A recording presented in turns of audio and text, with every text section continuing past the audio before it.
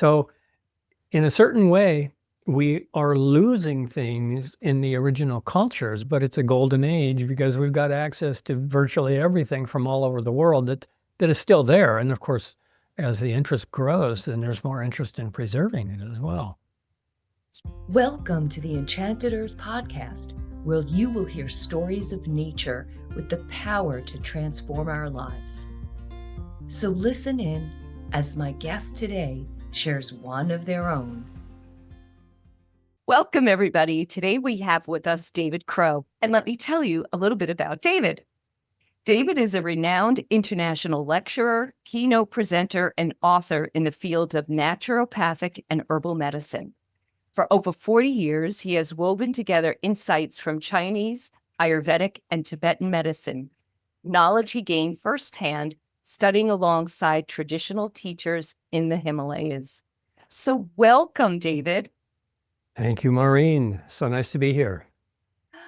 Well, what an interesting background. And I would love to just kind of start with, tell us a little bit about the Himalayas and when you were there and how long you spent studying different medicines from Asia. Yeah, okay. That's a big story. Well, the story actually starts with my interest in Chinese medicine.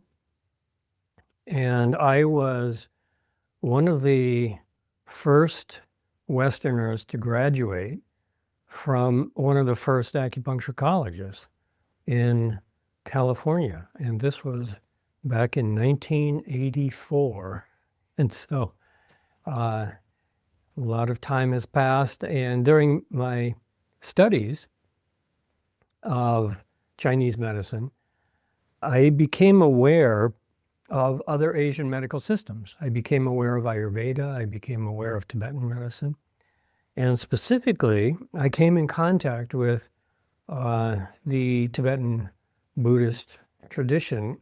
So I was practicing acupuncture in San Francisco and herbal medicine as I had studied.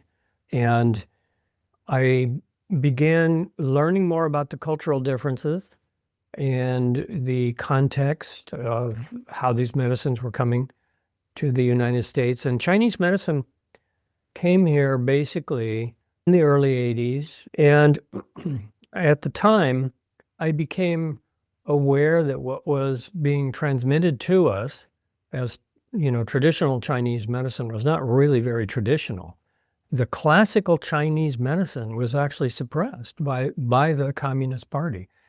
And therefore, the spiritual roots of classical Chinese medicine was basically thrown out in the Cultural Revolution. They tried to make it very westernized and scientific. And that's what came to the United States in the first wave of teachings. And as I started to learn this, I started to get much more interested in, well, what were these older roots? And the older roots were basically the integration of medicine and spirituality. And so I got very interested in the original spiritual context and started to discover that, that's very intact in Tibetan medicine and very intact in Ayurvedic medicine. And so I became very interested in going to the Himalayas to study these things because there was nothing available at the time. And there was one school in Dharamsala, northern India, where you could study, but it would be like a 10-year program. I couldn't do that, but I decided, well, I'm just going to go and see what I can find. And so I had an acupuncture and herbal clinic in San Francisco for several years. And I closed that and basically just left and went to Kathmandu to see what I could find. And I had no idea who was there, but I got there. And within 48 hours, I was sick from the pollution. And I found a Tibetan doctor. And so I went and visited with him. And he read my pulse and prescribed some handmade Tibetan medical herbal pills for me. And as I was leaving, I said, I'm very interested in studying Tibetan medicine. He had a translator because he did have Westerners coming in. And I said, I'm very interested in studying Tibetan medicine. Can I study with you? And he said, come back when you're feeling better. So that was the first part. Then the next part was, well, who's going to translate? Because this is a really specialized field of language. There's Tibetan language and there's, spoken language, conversational Tibetan, and then there's medical Tibetan. So it's a specialized language, actually. So I looked around and I found probably the only person in Nepal who could have done this, and he was living right next door to me. And so he was actually a longtime student of Tibetan medicine with other teachers, and he spoke fluent English. So he became my translator to study with Dr. Ngawang Chopal. Sonam became the translator so that I could study with Amchila, which means, honorable doctor. And so I began studying with Dr. Ngawang Chopal, and I lived in Bodhanath the first time for 1 year. And then I went back and I spent a total of over 2 years there working with Dr. Chopal over a period of 6 different journeys, and also made 6 journeys to India. When I returned, I opened a clinic in Santa Monica and Venice Beach and continued my practice there. So that is sort of a longer version, actually, of how I came in contact with Tibetan medicine and Chinese medicine, and weaving back together the original spiritual context, because the spiritual teachings were never separate from the medical teachings. That's what I was originally interested in, is what is still intact about these classical cultures. Such an interesting, amazing story that you share. And I can understand that wish to get to the spiritual aspect of what you do, because I have discovered in my own studies of feng shui how they got kind of sanitized as well from the spiritual side. And there's a form of feng shui that I practice called the Black Hat, or the Black Set Tibetan Buddhist feng shui. So it comes at it from the Tibetan underpinnings, the Bon religion, and bringing in mantras and meditations and some beautiful, what they call transcendental cures. So I so resonate with that. So Nice. thank you for sharing that. Of That course, is of amazing. Okay. So well, first of all, there's 2 things. First of all, I'd like to ask you about your last name. Yes, it is my given name, but it's British. Crows and Watsons from England. Wow. But not Native American. Wow. But yeah, it is just a beautiful, I think, a very apt name for you. I love when people's names have this resonance to what they actually do. Oh, crows are so wise, and they build community, and yeah. So I think that's really awesome. They have mythological status in certain cultures. Absolutely. Yeah, I learned a bit about that when I was in Kathmandu also, because they are given all these different attributes in the Vedic traditions, especially, but just in folk tales and mythology of the Himalayas, and one of their characteristics is that they transmit knowledge and that they are masters of language. And so that's actually my claim to fame, more than Native American associations. Right. So, well, thank you for asking. Yeah. So the other question is, can you tell us a little bit about your childhood as it relates to a connection to nature? Sure. Well, the best answer that comes to mind is that I had kind of an unusual childhood. I'm sure everybody can say that, but in my sense, it was culturally unusual. And the reason for that is because my father, who was an English teacher in Southern California, was very interested in Greek mythology. And he took the family, my brother and I, and mother, he took us to Greece when I was 5 years old.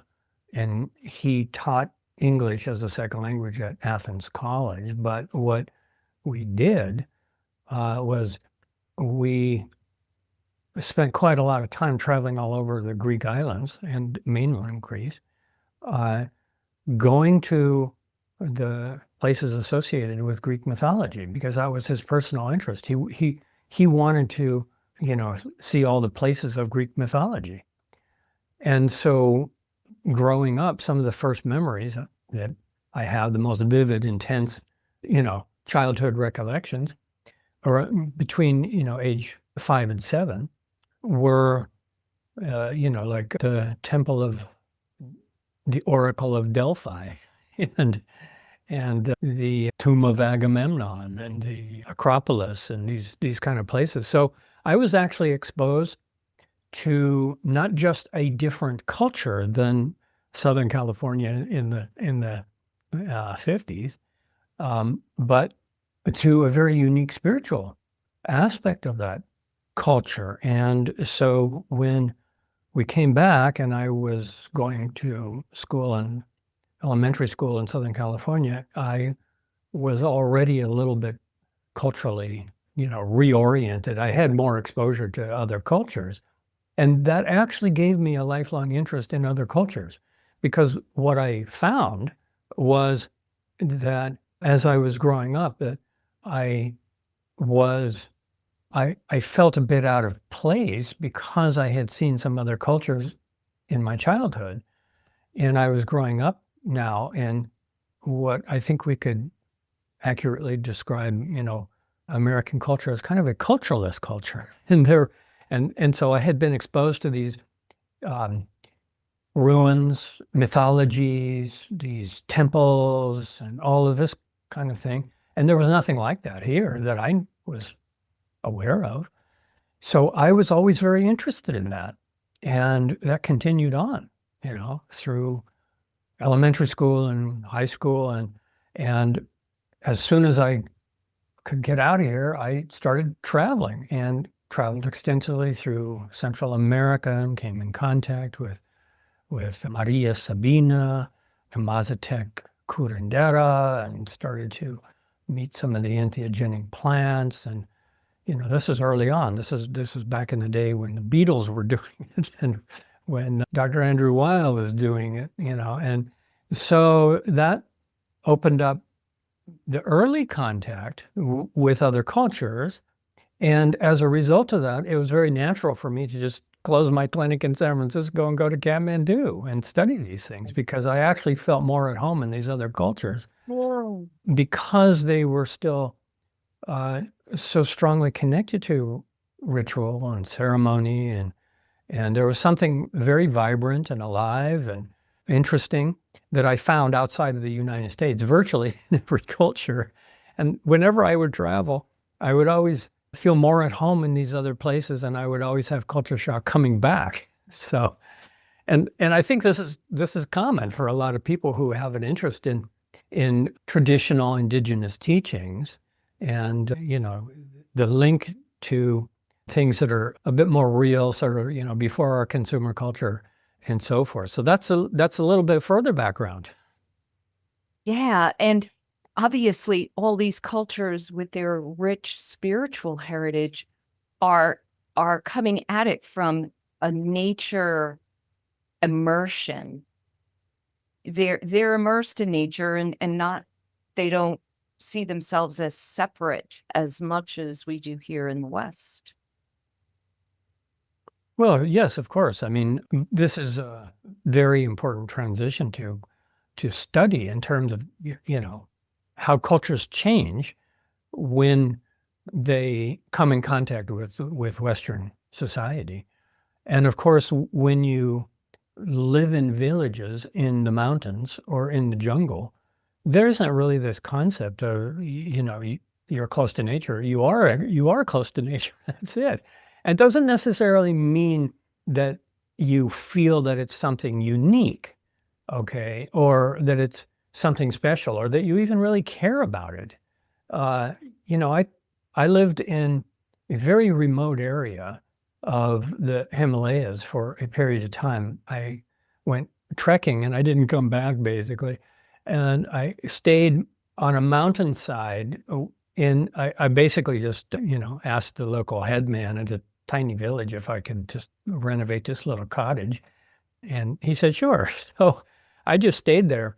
And it was directly across this valley from this absolutely stunning, spectacular view of the snow peaks. It was like you could actually feel like, oh, this is the abode of Shiva. And I would, exclaim about this, in my conversations with people, and they'd say, yeah, but to them it was just kind of like they'd say, yeah, that's just our view. This is just where we live. And so I think that the appreciation of being close to nature is something that we feel more acutely because we're not.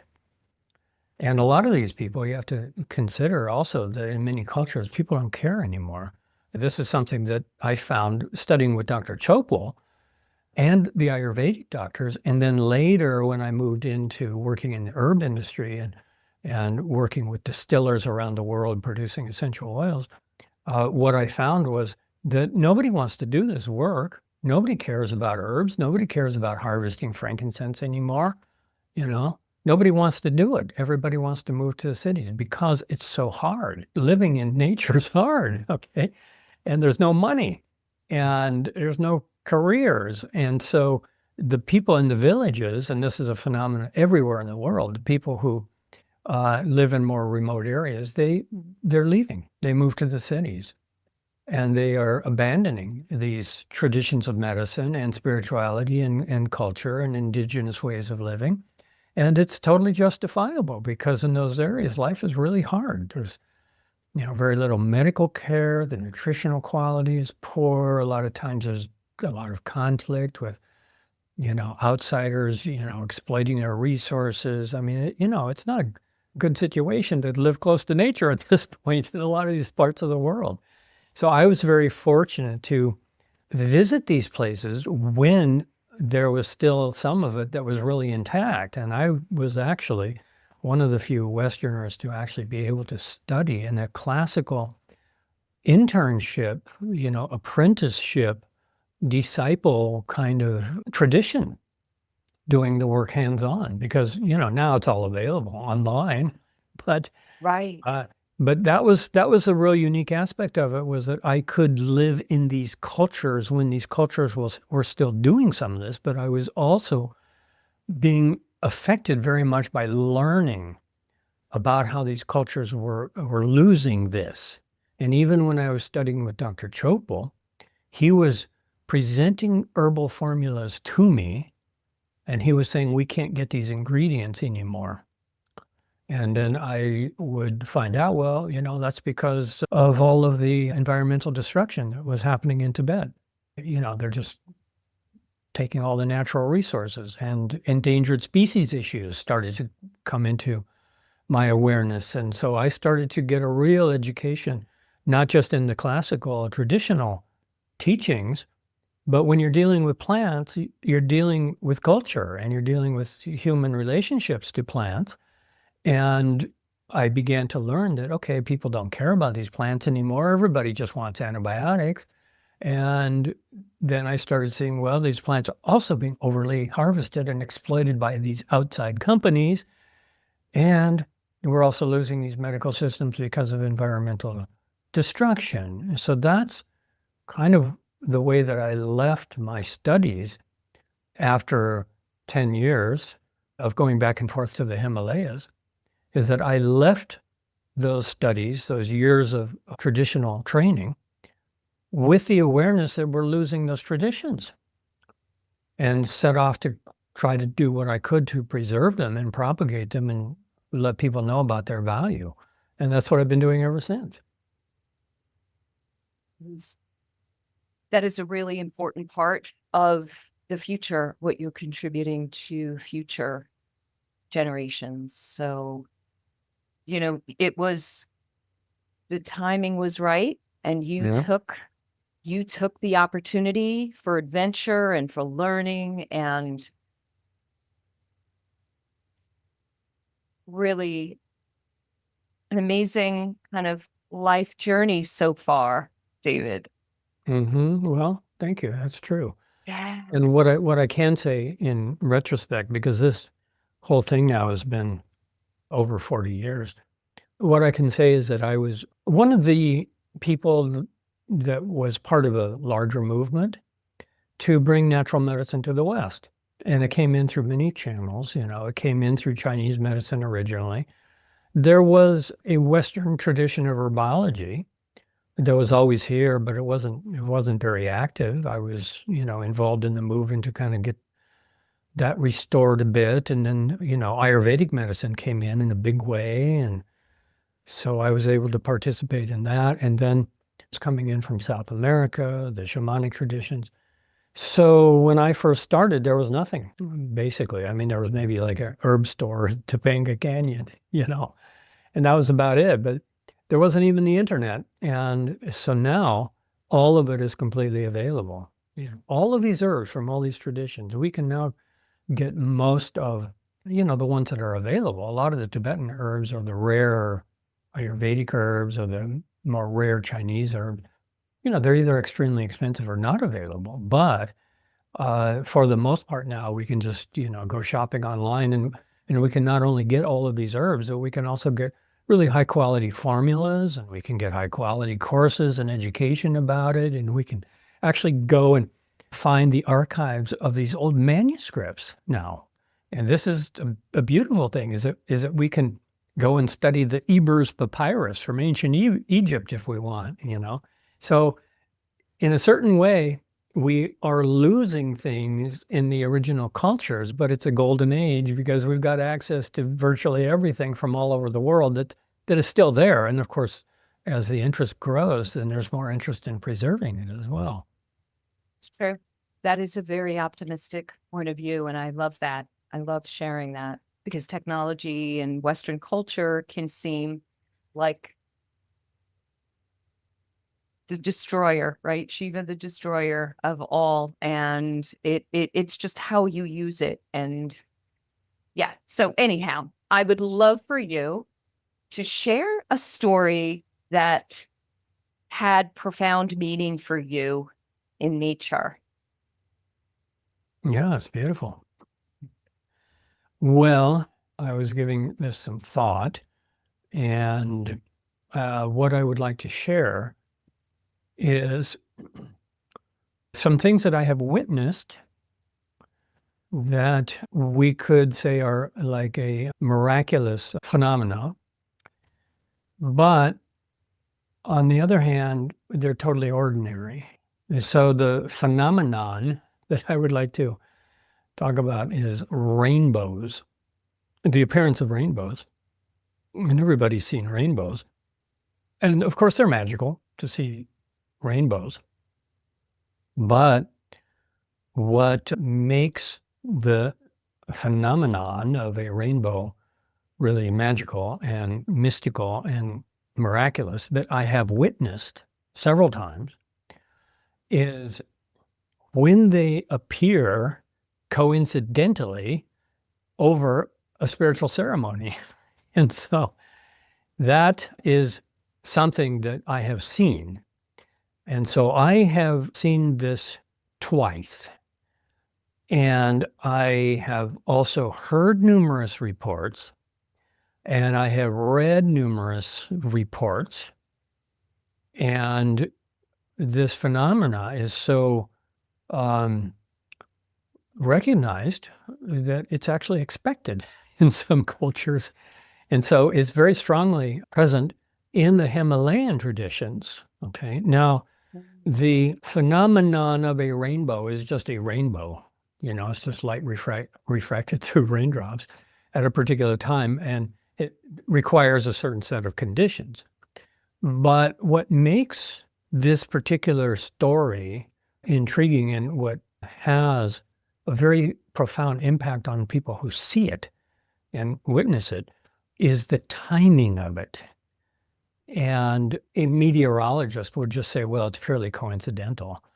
But the fact that it is this natural phenomena that is happening coincidentally at the same time as, say, a consecration of a monastery or the Dalai Lama doing, the Kala Chakra ceremony or a cremation ceremony or something like this.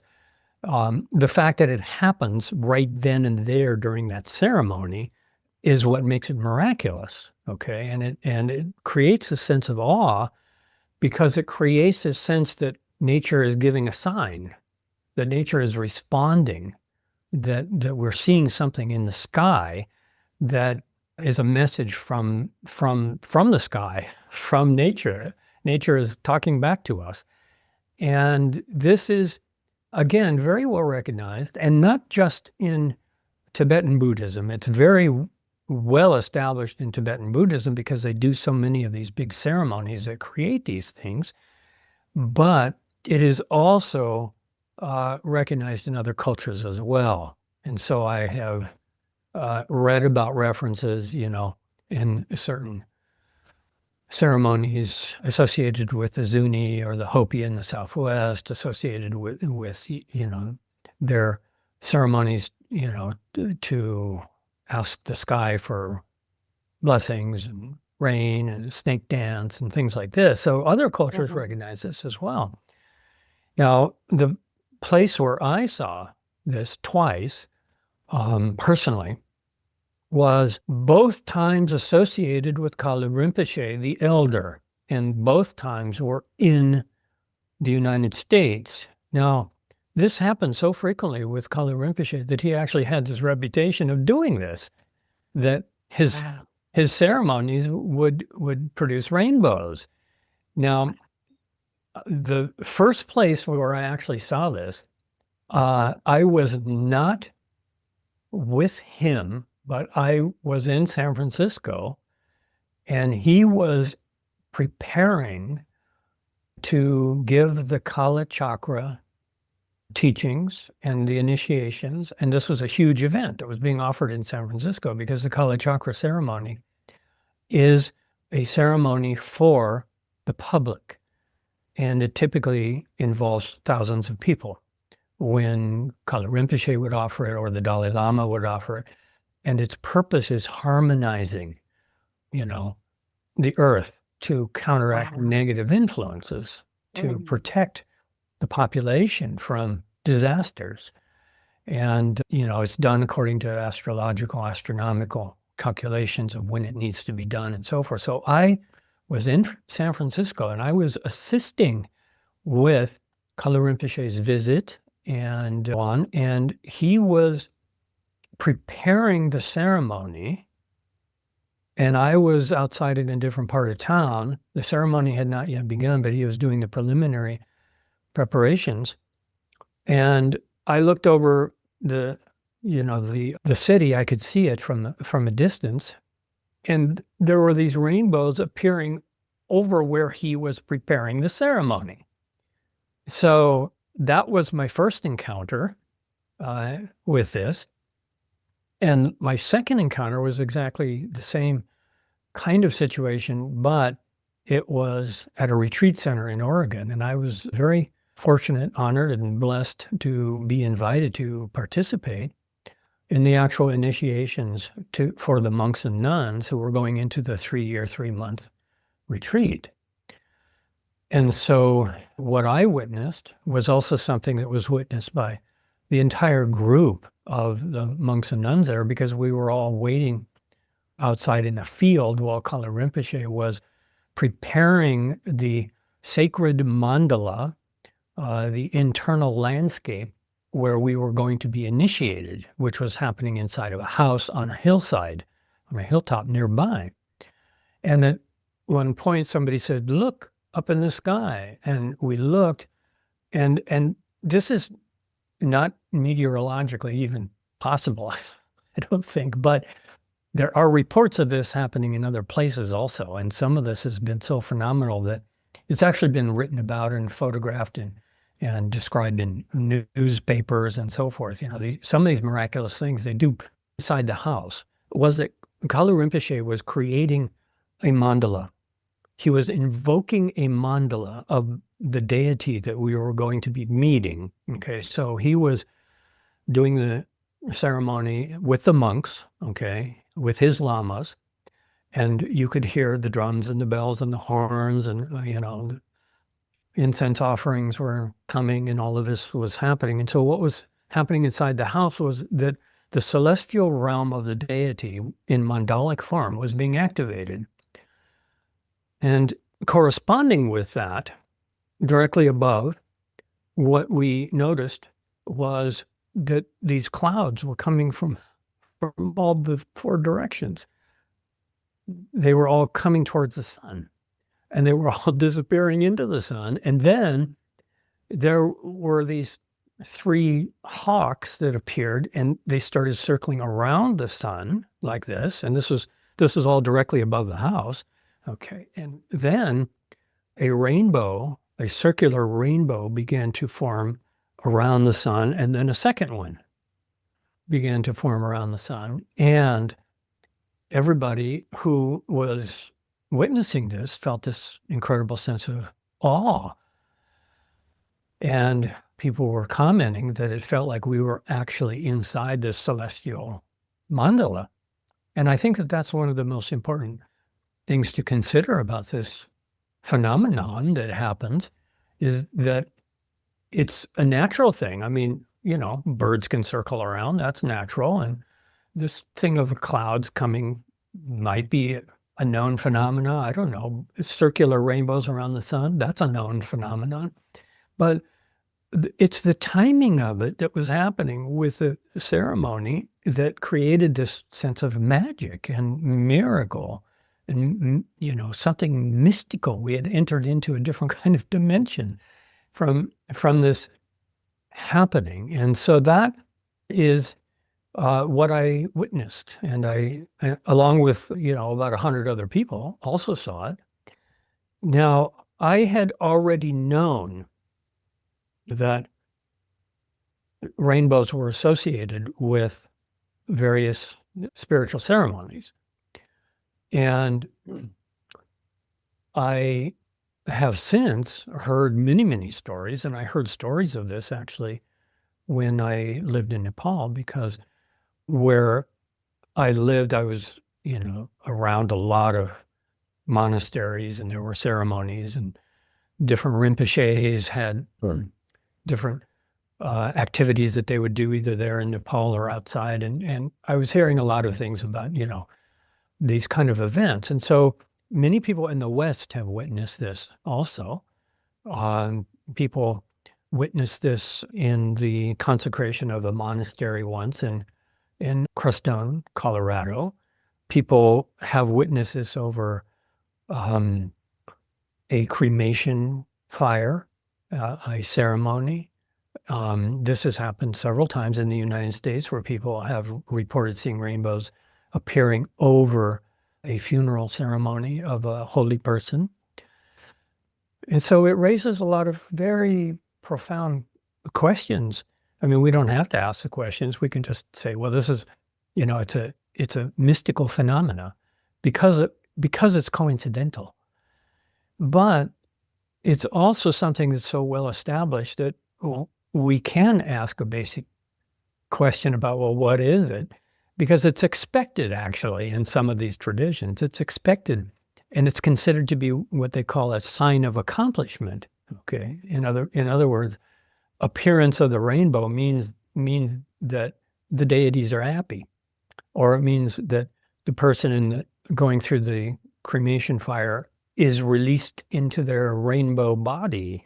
And so it links to all kinds of other topics, like, the tradition of the rainbow body, which is a yogic tradition, a spiritual tradition of meditation.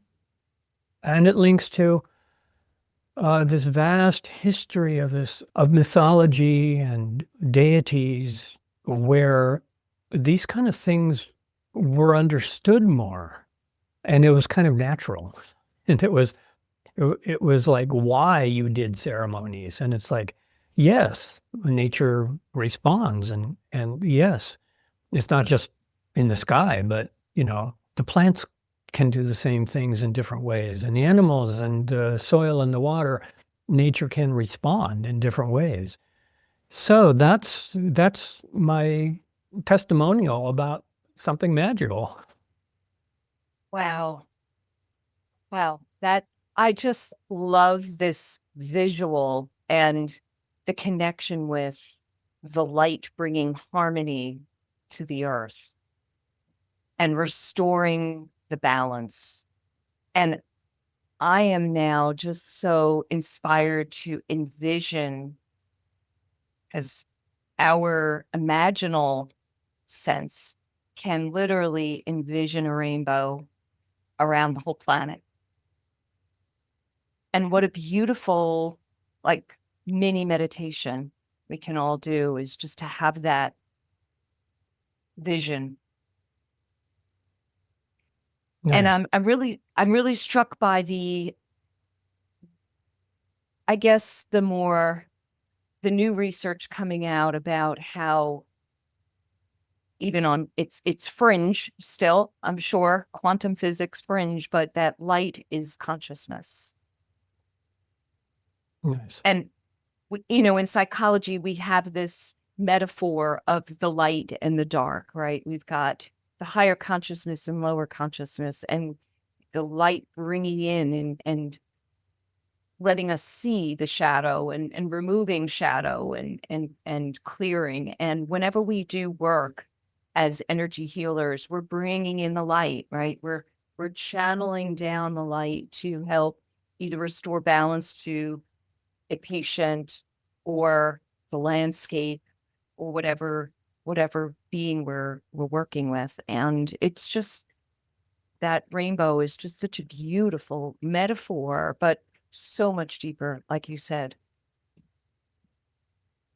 So as we're coming to a close, this has just been such, I have to say, so magical to hear these experiences of the rainbow. And I am so inspired to, like I said, just inspired to wrap those rainbows around this planet and help bring greater harmony and light to all beings. So I would just love to ask you, David, if you have any last thoughts to wrap up this conversation. Oh, of course. This is a big subject. What I think would be a nice place to end this, a nice note to end it on, would be to actually ask the question, how does this happen? And what does it mean? And the implications for me, I mean, and to think about this, and hopefully there are people who, are listening to your podcast who have the good fortune to actually see this. Because when you see this happening coincidentally, when you see this natural phenomena happening coincidentally, it's the timing of it that creates a sense of magic and awe, miraculous connection. And I think that is in essence what we are looking for. We are looking for contact with the deeper consciousness of the earth. And I think that that's what this phenomena represents. It represents a kind of reflection of our own mind back to us through the elements. And this is very important because the outer world is the reflection of our own mind.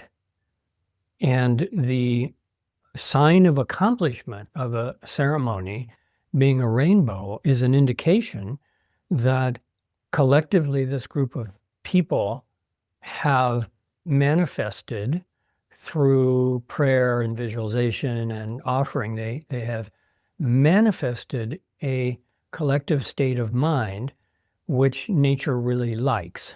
And it is responding not just with rainbows, but this is the basis of all traditional cultures, actually, is keeping the earth and the heavens in balance. That was really the whole function of all the different ceremonies in so many cultures, and in the Vedas especially, the fire worshiping ceremony. The whole purpose of religion was basically to make the sky happy through the offerings, and through that to harmonize earth and heaven. And it was said that, the role of humans was to harmonize earth and heaven.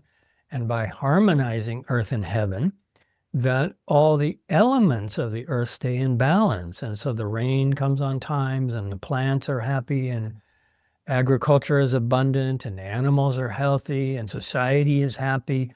And this was originally the entire purpose of how people spent their lives, was doing that. And this, I think, is the deeper lesson to learn from this, because if we look at the state of the world, we can see that it is a reflection of our consciousness. And that coincidence of a rainbow appearing during a ceremony is confirmation that the world is a reflection of our consciousness. So that's what I would take away from all of this. I love that. I love that. And what you just said about humanity as being that kind of intermediary to help balance and establish harmony. It was an experience I had with a big old oak tree one day when I was just asking for permission to connect and wasn't getting anything within a couple of minutes. So I just stepped away, and I suddenly got this download. The earth really does need us to play between heaven and earth, as you said, to be that intermediary of the energy, almost like we're little acupuncture points between, right? And that was one of the starts of this whole project of writing the book and doing this podcast. So I feel like I've come full circle with you. So thank you so much for being a guest here. It has been such a pleasure speaking with you, David. Thank you. Likewise. And for all of you listeners, I hope that you like, you share, you subscribe, but please comment. I would love to hear what this maybe brought up within you, maybe an experience that you've had that reminds you of what David shared with us today. I would love to hear all about that. So everyone, have just a beautiful, mystical, rainbow-filled day. Thank you for being a part of the Enchanted Earth podcast. Please hit the subscribe button so that you'll know when we publish another inspiring episode. Check out my book, The Enchanted Earth, available wherever online books are sold. Thank you, and have a magical day.